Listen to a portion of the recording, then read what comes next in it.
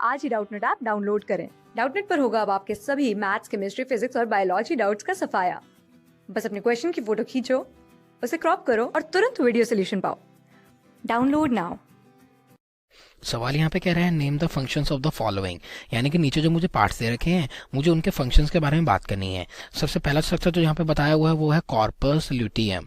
आइए सबसे पहले बात कर लेता हूँ कॉर्पस ल्यूटियम के बारे में। कॉर्पस ल्यूटियम क्या होता है तो बता देता हूँ। जो हमारा कॉर्पस ल्यूटियम होता है वो हमें देखने को मिलता है जो हमारी फीमेल्स होती हैं उनके जो गोनाड्स होते हैं।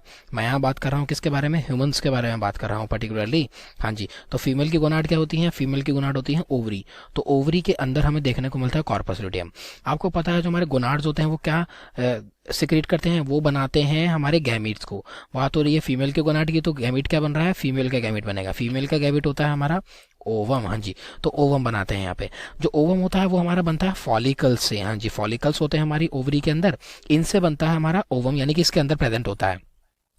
तो होता क्या है बेसिकली, ये जो हमारे फॉलिकल्स होते हैं, जो मेरा मैच्योर फॉलिकल होता है, मैच्योर फॉलिकल जो होता है उसको बोला जाता है ग्राफियन फॉलिकल। हाँ जी, तो जो ग्राफियन फॉलिकल होता है वो मेरा क्या करता है, वो ओव्यूलेशन करता है, यानी कि ओवम को रिलीज करता है। तो ग्राफियन फॉलिकल में से अगर मेरा ओवम रिलीज हो रहा होता है तो उस प्रोसेस को ओव्यूलेशन बोलते हैं।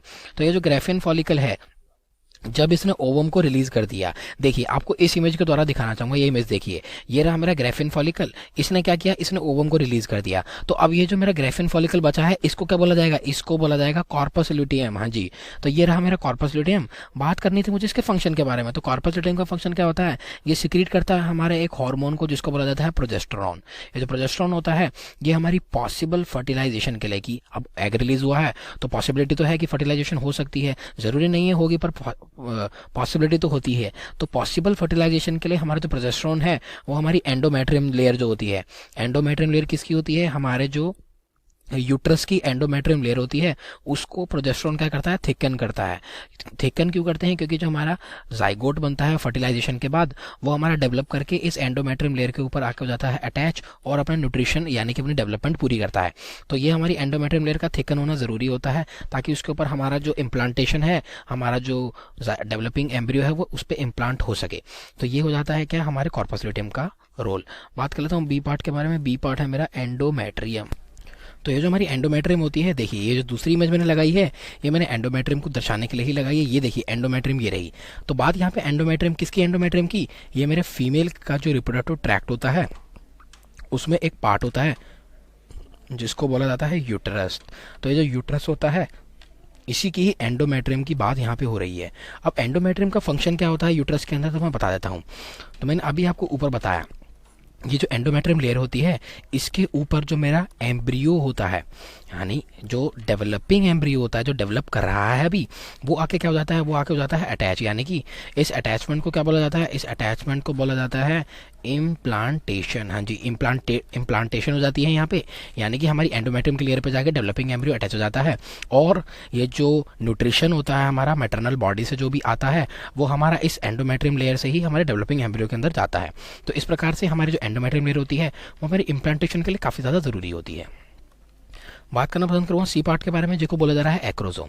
आइए तीसरी इमेज के पास आ जाते हैं। तो तीसरी इमेज में अगर आप थोड़ा सा ध्यान से देखेंगे तो यहाँ पे आपको दिख रहा होगा एक्रोसोम लिखा हुआ है।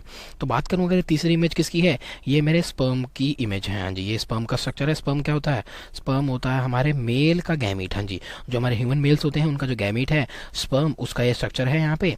ये जो मेल गैमीट होता है इनको मदद करता है सेक्सुअली रिप्रोड्यूस करने के लिए। बात करूँ एक्रोसोम के बारे में, एक्रोसोम का काम क्या होता है।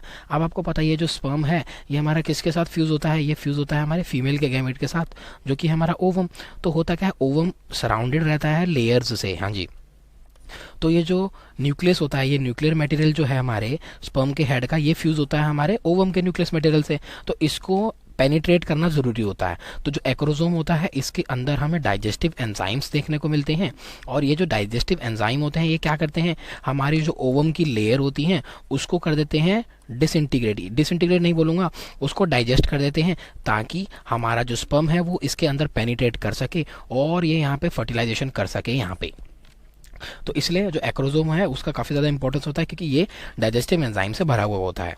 बात यहाँ पे डी पार्ट के बारे में जो कि है स्पर्म टेल। फिर से स्पर्म के बारे में आते हैं। देखिए लास्ट में देखिए हमारा जो थर्ड पार्ट है, बेसिकली हमारा जो स्पर्म है वो तीन पार्ट में ही डिवाइडेड रहता है। एक होता है हेड, दूसरा होता है यहाँ पे मिडल पीस, और तीसरा पार्ट होता है इसका टेल। बात मुझे करनी है टेल की, तो टेल का क्या रोल रहता है? हमारा जो स्पर्म है आपको पता है वो कैसा होता है, मोटाइल स्ट्रक्चर होता है। मोटाइल यानी कि वो मूवमेंट कर सकता है, स्विम करके वो फीमेल गैमेट तक जाता है और उसको फर्टिलाइज करता है। तो ये जो इसकी मोटिलिटी आती है किसकी वजह से आती है? टेल की वजह से ही आती है। यानी कि जो टेल का मूवमेंट होती है उसी की एक्शन की वजह से हमारा जो स्पर्म है वो आगे ट्रेवल करता है, और इसके लिए एनर्जी उसको मिलती है माइटोकॉन्ड्रिया से। देख लेते हैं ई पार्ट के बारे में। ई पार्ट यहाँ पे है फाइम्ब्री। तो फाइम्ब्री के लिए मैं आ जाता हूँ दूसरी इमेज के बारे में। ये रही मेरी दूसरी इमेज, इस पे आ जाते हैं। तो देखिए आप ये आप जरा गौर करेंगे तो यहाँ लिखा है फाइम्ब्री। अब फाइम्ब्री का क्या रोल होता है तो बता देता हूँ। फाइम्ब्री हमारा पार्ट होती है फेलोपियन ट्यूब का। फेलोपियन ट्यूब का क्या काम होता है? ये हमारे ओवम को कलेक्ट करती है।